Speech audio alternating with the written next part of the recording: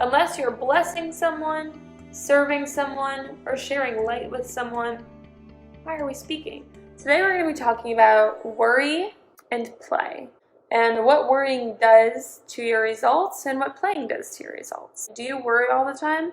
I used to worry all the time. Yes, I see you. Yes. It's kind of a human thing that we do. We worry like a decent bit. And what if I told you that everything you worry about, 95% of it never happens, and 5% happens because you worried about it and called it into existence? Whether you fear something or desire it, same thing. Fear and desire, same thing. They put the same stuff into motion. So if you're afraid of something, what are you doing? You're thinking about it often. You're worrying about it often. Naturally, it's a lot easier for the human mind to get emotionally involved in what's not well, what's not going well, than it is to get emotionally involved in what is going well. A lot of us are programmed from a very early age to easily manifest crap and not so easily manifest abundance because of the things that we hear when we're growing up and so on and so forth. So every time you're worrying, just know that you are moving that thing into motion. If you're worrying about money not coming in, you're going to experience money not coming in. When you start to really understand stuff at a very deep level, right, what you do is it makes no sense to worry anymore. Like, literally makes no sense to worry anymore. Because what you're worrying about, you're going to experience, or you're just wasting your time because it won't happen anyways. But worrying, right, repetitive worrying about something will move that thing into motion and into your physical realm, into your experience. Whatever it is that you guys desire, right?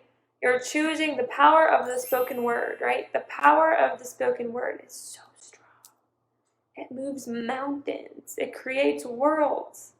The power of the spoken word. The power of the spoken word.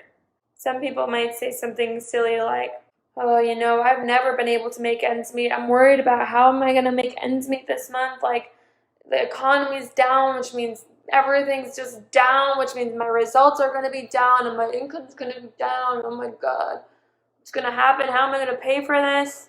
End of the month comes, can't pay for stuff.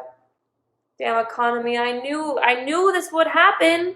I knew because the economy was this, that the clients were going to come in and then this was going to happen. And now look, I knew it. I told you this was going to happen. Well, of course it was going to happen. You planned for it.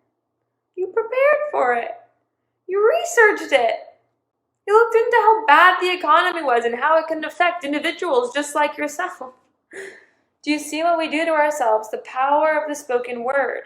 Watch what you're saying, right? Unless you're blessing someone, serving someone, or sharing light with someone, why are we speaking? Are you complaining? Are you gossiping? Are you judging? Are you criticizing? Are you correcting people? Stop. Stop that stuff. What you talk about, you bring about. So if you're going to gossip with people about all these people, do you want to be gossiped about? Probably not, but that's what you're calling on. If you give gossip, you're going to receive gossip. If you give judgment, you're going to receive judgment. The world is just like a mirror for what we want and what we need to heal or do so that we can experience that of what we want. So if you're experiencing people talking poorly about you or something, you're probably talking poorly about other people. If you're experiencing your mom being moody or snappy with you, maybe you're being moody or snappy with someone in your life. We're not here to hurt and reflect pain on each other, guys.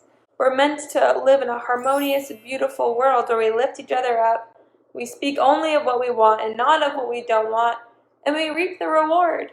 We're not meant to struggle and have a really hard time here. I say this all the time.